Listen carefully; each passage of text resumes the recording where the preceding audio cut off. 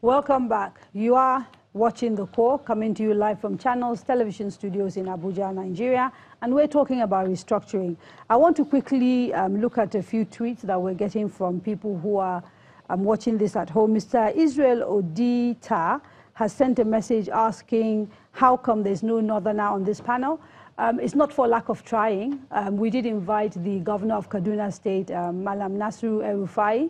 Well, no, he was talking about Core North, what he called the Core North. And he said he was going to come, but he cancelled last minute because something came up that he couldn't deal with. So it's important to say we did invite the chairman of the APC, but I think he's done a decent job of representing his party. So now Uche Obi says that the clamor for restructuring is evidence of progressive failure of governance, and it continues to gain momentum. Olusoji Olamoyegun says restructuring is the key to jettison injustice in the name of federal character. Daniel Nomisham says it is true that a lot is not working, which means we have to change the approach. I agree totally with Tokwe Fashua. And Emmanuel Akman says Nigeria will benefit from restructuring in areas like state police, ownership of resources, weaker center, true fiscal federalism, debt management, job creation, and an enabling environment for investors. In fact, it is a win-win situation for all of Nigeria. Okay, quickly to the audience, and then I'll come back to the panel to try and wrap this up. Your name, please. Okay, my name is Amanda Chisum. I feel like enough have been said about restructuring since 2014 during the confab, but there is still that lack of political will, like everybody had said. So I'm just going to ask the member of the parliament, what is the commitment of the parliament to ensuring that there is accommodation for referendum? Because at the end of the day, we have a major issue here. The people have not spoken. A lot of people do not even know what restructuring means. The basic man at the street, just like you keep saying, the people at the village level, they don't even know what we're talking about. It seems to be an English between the intelligentsias and the political elite. So how do we send these messages across to the people at the grassroots level about the need to restructure and how it affects them? What is the commitment of the parliament towards making sure that referendum is included in our constitution? Thank you. The gentleman in the pink tie. Yes, sir. Good evening. My name is Pt.10. I'll just like to take it immediately from the point where it seems that we have a problem with the incremental approach to amending the Constitution. I don't think that should be a problem now. What we have is the 1999 Constitution, and we have to be looking ahead. We don't need to go back to where we're coming from. So first and foremost, the incremental approach to amending the Constitution is all right. What we need is the will to get those, to approach the exclusive and the concurrent legislative lists and look at the things that affect us. There are two major issues that are pivotal in determining the big picture of what we want to do, which are the economy, that is what is in the pocket of Nigerians, and secondly, security. When we get these two right, we can decide on which side of the divide we want each factor, each item on the list to be. So, for instance, if we get our economy right, it devolves directly into resource control.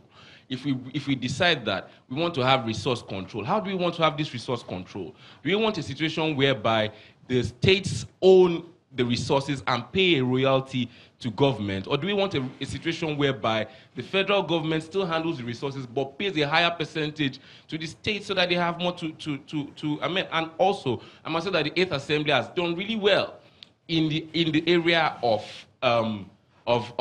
this restructuring and constitutional amendments. What we need now is for the party and the legislators, because the APC has a lot more legislators in the parliament. Well, okay. Well, you heard today's news, right?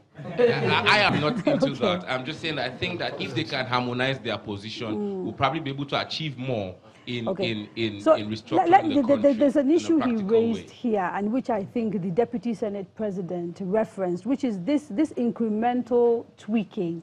But he did say that it is possible actually for us to amend the clause that allows for tweaking to allow for a complete overhaul of the Constitution if we choose to.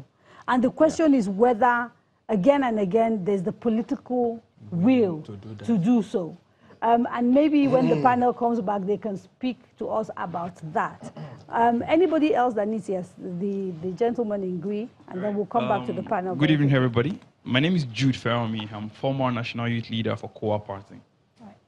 And I think to a very large extent, my uncle here has been saying the idea of restructuring is coming to play. And I think someone who also mentioned on Twitter said the idea of restructuring is coming to play because of the failure of this government, which is evident to everybody. Apologies to the Honorable from APC. But a lot of things I want to say, but two things come to mind. Restructuring is now a buzzword. It's like a big pot analogy. It's a big pot on fire, and everybody wants to throw whatever it is that they want cooking on it. So you're looking at representation of women. My uncle from Anambra State is also talking about creation of states. A lot of people are talking about different things. Before restructuring became a buzzword, what happened, what we're debating was what role is the federal government supposed to be playing in this federal, in quote, Republic of Nigeria? What role are the states supposed to be playing? Why should an IG in Abuja be protecting somebody in Benue and the community does not have a policing system of its own? Why should Lagos have a port and there are two other different ports in, for example, Calabar and River State, and it's not working?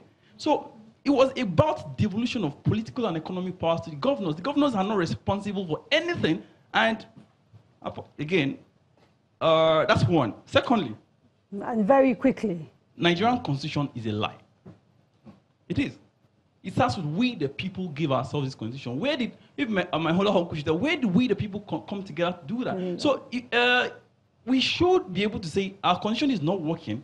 Are we going to get a wholesale constitution, a new one entirely, and say, okay, put up a referendum, for example, and say, do we want a new constitution? That's another debate entirely. Okay. But our constitution is a lie. It does not work. Okay, let's leave it there because I have to come back to the panel, and this will probably be sort of your final touch. So there are a number of things if you could respond to some of the comments that have been made. But I'd also like to get from you sort of specifics about how do we bring a restructuring to realization, given all the desperate comments we've had and how we're very different. And maybe if we could start with you and go to Dokwe, and then I'll end with people who are actually in government, if that's okay. Mr. Miller, and then